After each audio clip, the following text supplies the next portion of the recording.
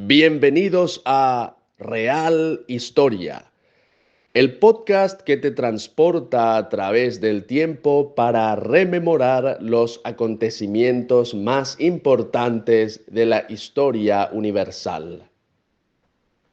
Desde Asunción del Paraguay, a través de Informate PI, Emilio Urdapilleta presenta Real Historia.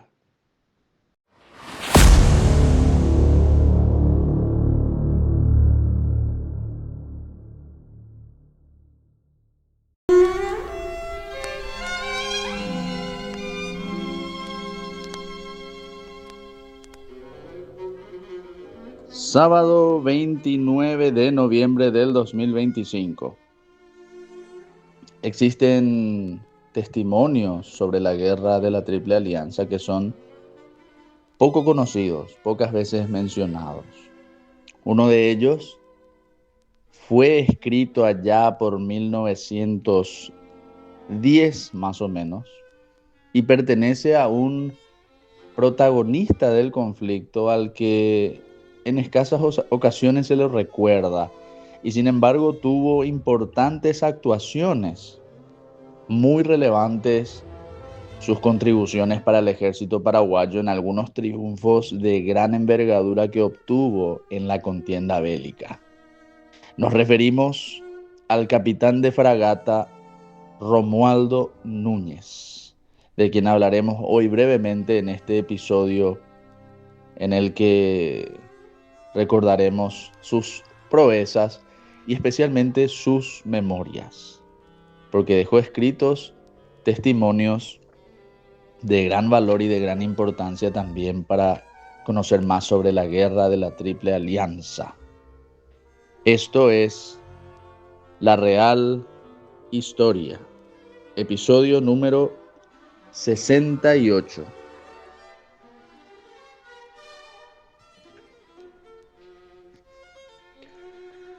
Don Benigno Riquelme García, en su libro titulado El Ejército de la Epopeya, en el tomo segundo de dicha obra, publicada por las ediciones Cuadernos Republicanos de Asunción en el año 1977, recopila las memorias militares del capitán de fragata don Romualdo Núñez. ¿Quién fue este señor Romualdo Núñez? El tercer y último comodoro de la escuadra paraguaya, varón nacido o varón que llegó hasta Cerro Corá y había nacido en El Salado, partido de Limpio, el 7 de febrero de 1836. Sus padres fueron Gervasio Núñez y Josefa Dolores Jara, descendientes ambos de antiguos pobladores de abolengo español.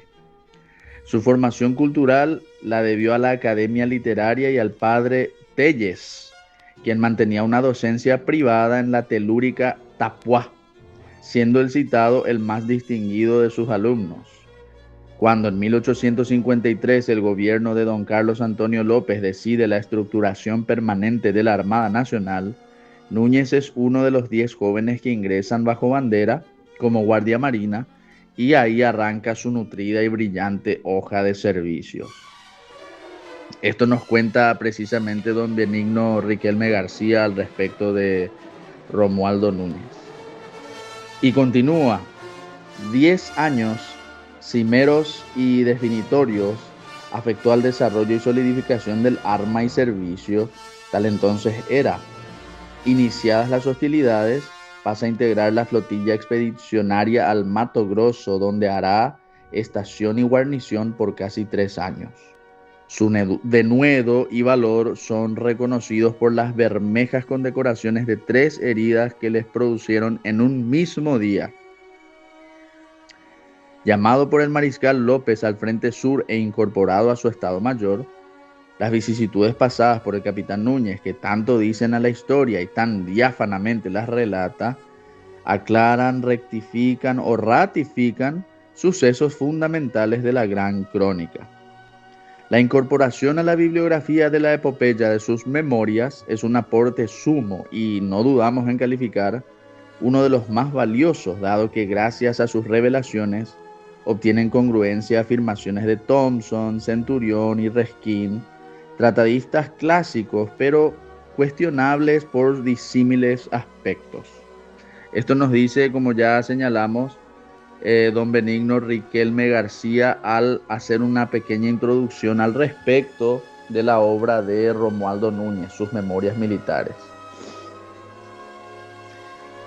Nos cuenta ya, hablando Romualdo Núñez, que llegó a conocer en el año 1853 a don Venancio López, el hermano del mariscal Francisco Solano López, que era coronel y mayor de plaza.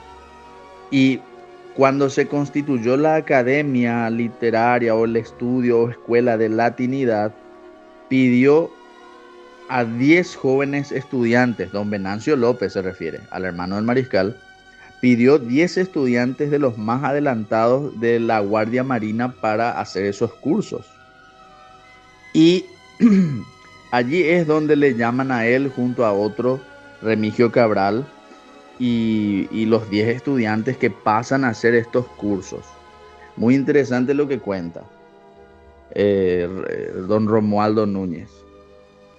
También nos habla de que él llegó a conocer el incidente de Waterwitch, llegó a estar allí presente cuando el barco estadounidense Waterwitch intentó penetrar en aguas paraguayas sin autorización y recibió órdenes de entrar en combate, y a los 3 días llegaron al puerto de Humaitá, en donde se encontraba el general Francisco Solano López con el Ejército Nacional esperando al enemigo, improvisando baterías en toda la costa derecha de dicho puerto, y cuando allí arribamos nos repartió a las aludidas baterías una vez cargadas las embarcaciones. Esto sucedió con el famoso incidente de Waterwitch, y también, aunque él es un poco confuso cómo lo narra, pero también dice que sucedió algo similar con el incidente de el almirante Ferreira, famosa flota que el almirante Ferreira envió, o más bien el Imperio del Brasil envió, encabezada por el almirante Ferreira en 1854 a 1855. Entonces, Romualdo Núñez nos cuenta que en ambas ocasiones da a entender, tanto por el incidente Waterwitch, que fue ya en el 59, como en el incidente del almirante Ferreira en el 55, el mariscal o el general Francisco Solano López estaba siempre al frente de los soldados organizando las defensas. Muy interesante. Luego nos relata varias cuestiones interesantes sobre cómo llegó a ascender hasta el rango de alférez y posteriormente teniente de navío, y nos cuenta la historia, o más bien nos cuenta las observaciones que él presenció cuando fue capturado el embajador, o más bien el gobernador, el embajador brasileño en Viana de Lima, entonces ministro plenipotenciario. Nos cuenta cómo lo llevaron hasta aguas abajo tras la captura de los brasileños en el incidente del Marqués de Olinda, y que se realizó esto con las garantías del gobierno estadounidense, del ministro estadounidense. Muy interesante ese relato que realiza. Y posteriormente nos habla ya de la campaña del Mato Grosso. En esta campaña del Mato Grosso comenta el capitán Romualdo Núñez, entonces teniente, que contaban las fuerzas paraguayas con cañones de calibre 68 y calibre 80. Muy interesante. Capturaron a la cañonera Añambaú y posteriormente las fortalezas brasileñas de la región. Muy interesante lo que dice aquí. Un público entusiasta nos recibió. Se refiere a las posiciones brasileñas que fueron capturadas por los paraguayos. Muy interesante lo que dice Romualdo Núñez. Vuelvo a leer. Un público entusiasta nos recibió. Saludamos con una salva de 21 cañonazos en medio del entusiasmo popular y de vivas preguntas. Y luego se refiere a que se dirigió a la casa del presidente de la República, posteriormente del Mariscal López, y le entrega las piezas capturadas al enemigo como trofeos. El mariscal le recibió contento y satisfecho, le hizo preguntas a las que respondió minuciosamente y le ordenó retornar al Mato Grosso. En esa segunda oportunidad me indagó sobre el incidente que tuvimos con el coronel Barrios, el teniente Herreros y yo. Cuestiones que él menciona en su libro, por supuesto. Y se salta la historia hasta el 67 porque el capitán Romualdo Núñez, ascendido a ese rango, capitán Romualdo Núñez, permaneció en el Mato Grosso hasta el 67. Y allí empiezan a darse unos nuevos incidentes porque los brasileños llevan adelante la famosa campaña que se conoce como la retirada de Laguna, así se la conoce historiográficamente al menos, por el nombre que le dio el vizconde de Taunay a esa expedición de la que él mismo participó. Y empiezan a darse los primeros tiroteos. Y entonces nos dice el Romualdo Núñez que en el Iberá, con 100 infantes y una nota del mariscal, llegó la noticia de que se le nombraba al capitán Romualdo Núñez como comandante de toda la fuerza del Alto Paraguay y la orden de retomar Corumbá. Para ese entonces hacía ya 10 días que los brasileños habían abandonado la plaza, según partes de los espías. Es que se sucedió un episodio muy confuso en el 67 en el que aparentemente hubo una traición y esa traición llevada adelante por una mujer que habría sido espía de los brasileños, conocida como la Mariquita. A esta mujer habría seducido al comandante de la plaza de Corumbá que se capturó a los brasileños. Este era el teniente Hermógenes Cabral, según se dice. Y todo es una versión que Oleari también relata, dicho sea de paso. Entonces, esta mujer espía le habría comunicado a los brasileños que los paraguayos estaban con las defensas bajas, que no estaban en su mejor momento en la fortaleza de Corumbá, y entonces los brasileños realizan un desembarco furtivo, capturan la posición, pero permanecieron allí por poco tiempo porque se desató una epidemia de cólera que afectó gravemente tanto a los brasileños como a los propios paraguayos de la fortaleza de Corumbá. Y creo que estuvieron como máximo 10 días en ese lugar y ya se pusieron a la fuga los brasileños. Y eso motivó este contragolpe de los paraguayos dirigido por el capitán Romualdo Núñez, que acá retomamos el relato. Mientras espías informaron que se embarcaban en vapores y lanchas, cañones desmontados y otros armamentos nuestros, y las mujeres, y que partían río arriba. El número del enemigo era de 3.000 hombres, según se pudo constatar en partes hallados. 20 días después de lo relatado, llegó el Iberá con 100 infantes y una nota del mariscal en que se me nombraba comandante de toda la fuerza del Alto Paraguay y la orden de retomar Corumbá. Para ese entonces hacían ya 10 días que los brasileños habían abandonado la plaza, según partes de mis espías. Es que es lo que acabamos de decir sobre eh, este tema del cólera que se desató en Corumbá. Y posteriormente se produce la retoma de Corumbá.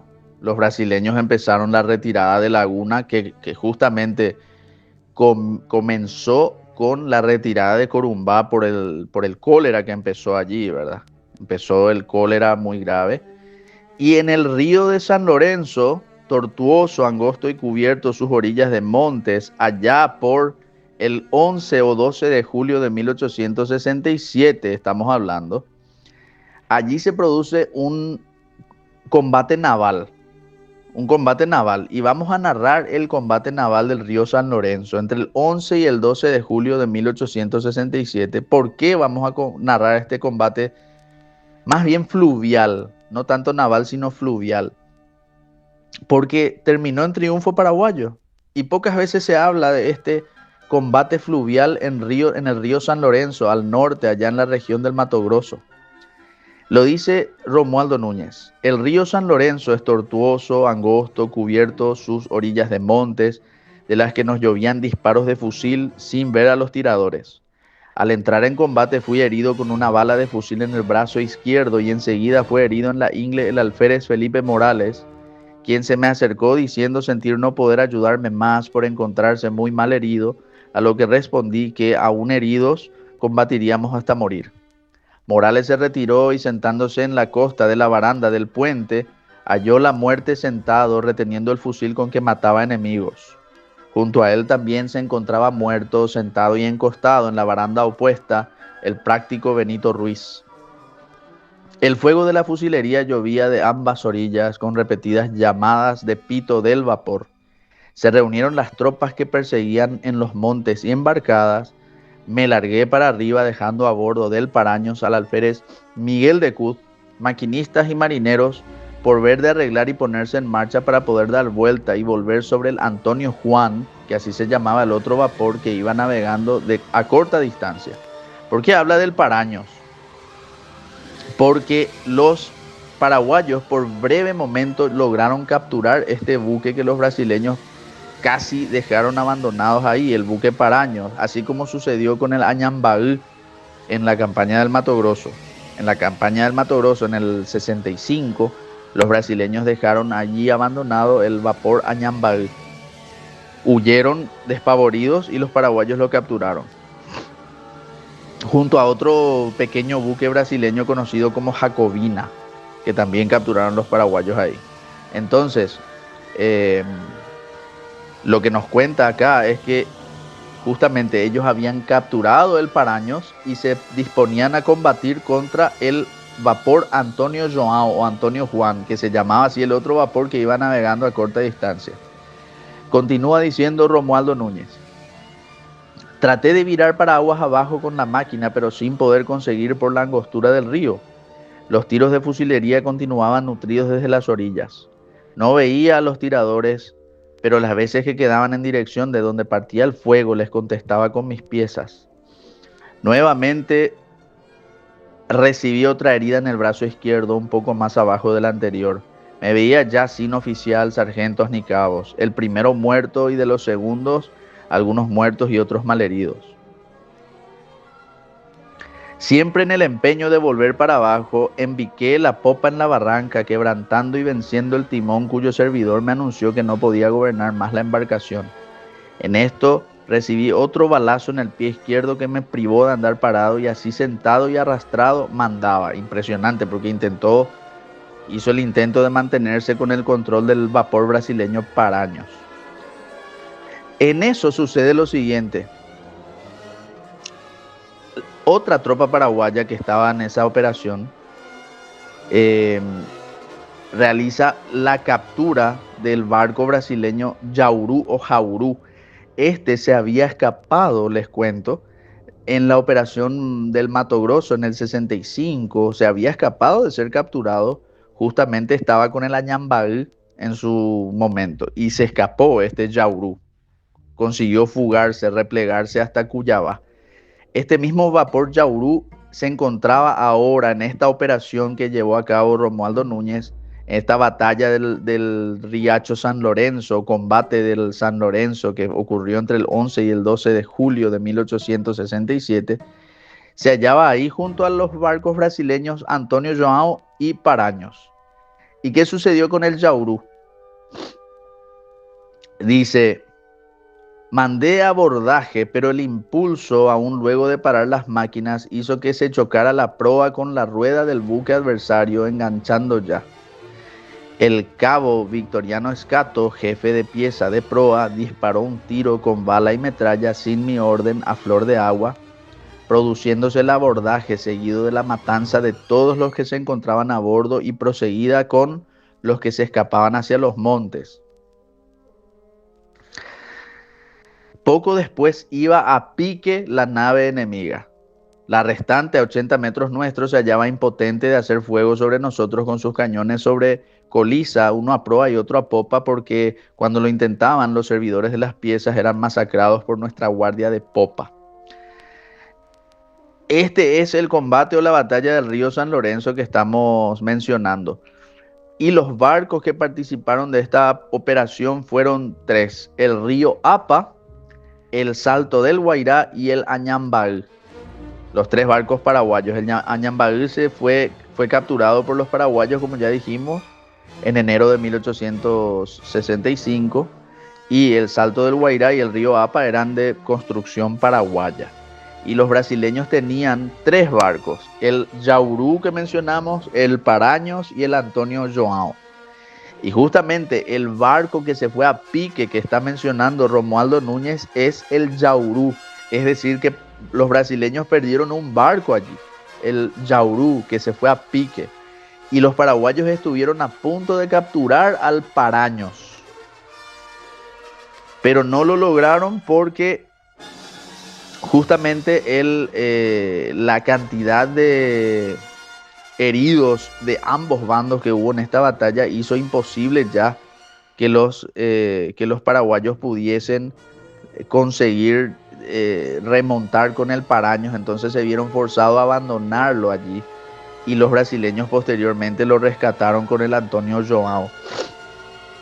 Entonces esta es la batalla del río San Lorenzo, que sucedió entre el 11 y el 12 de julio de 1867.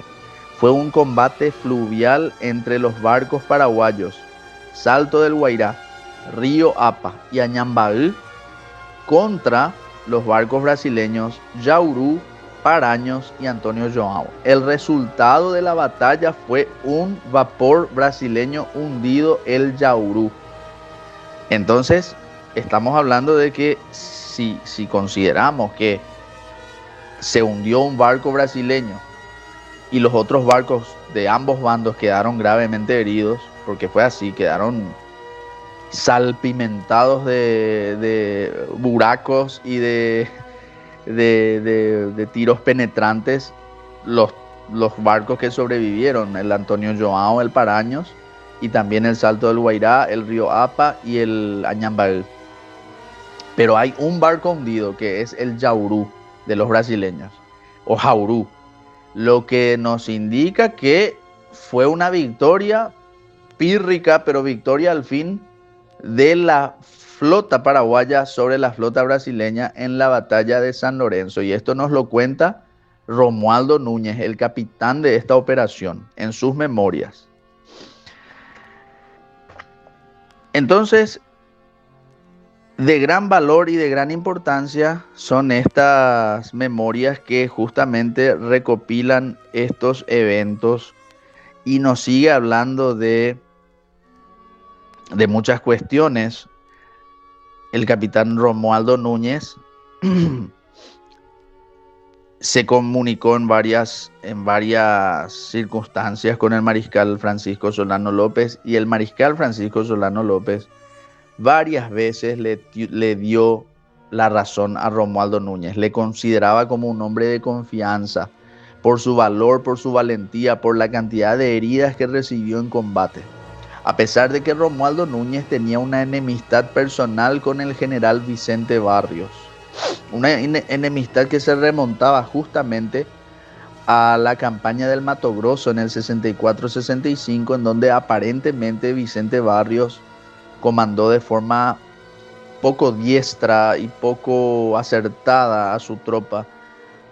Entonces Romualdo Núñez le criticó a Barrios, y Barrios, siendo cercano al mariscal López, le habló mal de Romualdo Núñez.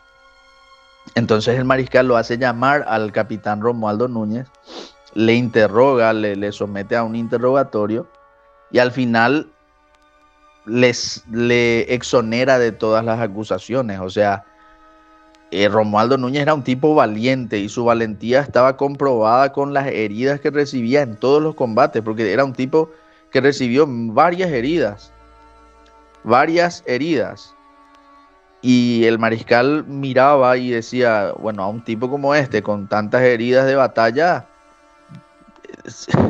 son las evidencias más claras de que es un valiente y que está combatiendo en primera línea contra el enemigo.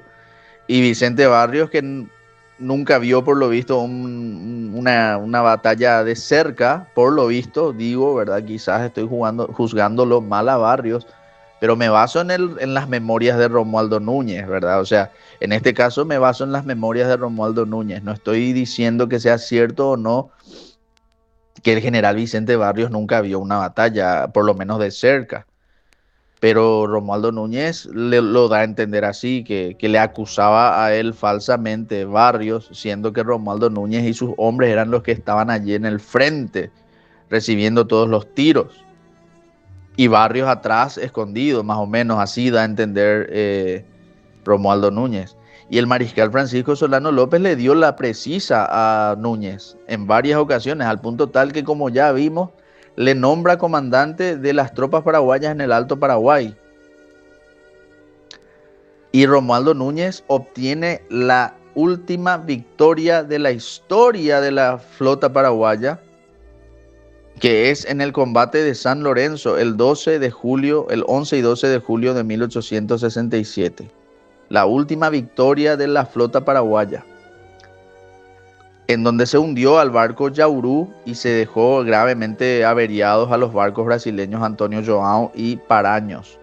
Mientras que la flota paraguaya, como ya dijimos, en ese combate estuvo integrada por los vapores Saltos del Guairá, Río Apa y Añambal, que quedaron también gravemente averiados. Eso no lo ocultamos. Entonces, estos son los relatos muy interesantes que hace Romualdo Núñez. Y dice que tuvo una conversación con el mariscal López la última vez que habló con él directamente, y le dijo el mariscal a Romualdo Núñez: la artillería es su arma y debe conocerla bien. Ahora le falta saber las evoluciones de la infantería para poder mandar a las dos. Y el mariscal le entregó en sus propias manos un regalo a Romualdo Núñez, que era un texto de táctica de infantería para aprender a manejarla. Entonces, ese era el mariscal Francisco Solano López, un pequeño, pequeño retrato y una pequeña muestra de lo que era el hombre. Era un hombre que admiraba a los valientes, que se rendía ante, digamos, rendía tributo a esos hombres patriotas que sufrieron 1000 heridas en defensa del Paraguay, y ese fue el caso del capitán Romualdo Núñez. Entonces le llama, estando en Ascurra en 1869, y le felicita por su valentía y le dice: la artillería es su arma, refiriéndose a Romualdo Núñez, y debe conocerla bien. Ahora le falta saber las evoluciones de la infantería para poder mandar a las dos. Y le entregó un regalo, un texto de táctica de infantería para aprenderlo. Ese es Francisco Solano López, el mariscal presidente, el héroe máximo del Paraguay, el mártir del Cerro Corá, retratado en un pequeño párrafo por el capitán Romualdo Núñez. Así es que muy valioso este texto, muy interesante el texto, y contiene justamente estos relatos de enorme importancia, de enorme importancia. Y siguió encontrándose con el mariscal. No fue esa la última vez, ahí yo me confundí, ¿verdad? Siguió encontrándose con el mariscal más adelante y siguieron hablando de temas muy, muy, muy interesantes. Por ejemplo, el correntino Víctor Silvero, el comandante Víctor Silvero, tenía mando de tropa, y juntos estuvieron el capitán Romualdo Núñez y el comandante Víctor Silvero haciendo el rol de vigía y de centinela, comandando a las tropas en la cercanía ya de San Jajú y de San Estanislao. Entonces, para la gente que dice que los correntinos el mariscal López nunca les dio mando de tropas ni nada. Eso es mentira. Según Romualdo Núñez, el comandante coronel Víctor Silvero Correntino era uno de los centinelas y tenía el servicio del cuartel de vigilar como centinela el cuartel general con sus tropas. Víctor Silvero. Esto lo dice Romualdo Núñez. Entonces, muy valiosos los aportes que realiza este señor. Muy valiosos los aportes que realiza este gran héroe del Paraguay, al que pocas veces se lo menciona, el capitán Romualdo Núñez, que llegó hasta Cerro Corá, llegó hasta Cerro Corá y enfermó, estando cerca de Cerro Corá, enfermó y cayó prisionero y él ya no vio más el combate porque estuvo allí en la campaña del Amambay, llegó hasta el campamento, pero quedó enfermo y ya no vio el combate final. Simplemente despertó de su enfermedad, estaba en un lugar separado y cuando despertó se encontró ya con la noticia de la muerte del mariscal y bueno, ese es el final de su relato. Posteriormente nos narra otras cuestiones muy interesantes, pero que ya no vienen al caso. Yo recomiendo bastante tratar de digitalizar este relato de Romualdo Núñez, de sus memorias, de lo que él logró escribir en su momento, de lo que vivió en la Guerra de la Triple Alianza. Se pueden encontrar estas memorias militares desde la página 361 hasta la página, les digo, 399, las memorias militares del capitán de fragata Romualdo Núñez, página 361 a 399 en el libro El Ejército de la Epopeya, tomo 2, de Benigno Riquelme García, ediciones Cuadernos Republicanos de Asunción, año 1977. Impreso en los talleres de la editorial El Gráfico SRL. Esto fue lo que queríamos rescatar un poco, un resumen así extenso, sin leer del todo, de lo que fue la vida y la carrera militar de este héroe, el capitán Romualdo Núñez, que le otorgó al Paraguay la última victoria de su flota en la batalla de San Lorenzo, el combate fluvial de San Lorenzo, digo bien, el 11 y 12 de julio de 1867. Anuncio que en este mes de diciembre me voy a tomar unas pequeñas vacaciones de la Real Historia. Anuncio esto a los oyentes, unas pequeñas vacaciones. Pero si Dios así nos lo permite, nos reencontraremos ya en el año 2026 para continuar con nuestros programas, nuestras emisiones históricas. Les mando a todos un saludo muy cordial por seguirnos siempre. Síganos en las redes sociales, Facebook, Instagram, Twitter, YouTube, Spotify, X, TikTok, etcétera, etcétera. Y si Dios así nos lo permite, nos volveremos a encontrar en el año 2026 ya. Les deseo de todo corazón muy feliz Navidad, muy feliz año 2026, que nuestro Señor Jesucristo renazca y renueve nuestros corazones. Y como ya les dije, si Dios nos lo permite, ya en el año 2026 me voy a tomar unas breves vacaciones, pero nos reencontraremos, Dios mediante, para una nueva edición de la Real Historia. Un agradecimiento muy especial y muy cordial al querido amigo Nicolás Dursi, Nico Dursi, y a todo el equipo de Informate PI, que hace años ya que estamos haciendo la Real Historia. Y quiero también mandarles este abrazo muy afectuoso y ojalá que sigamos adelante con todos los proyectos. Y como ya les indiqué, Nos reencontramos en el 2026. Hasta entonces.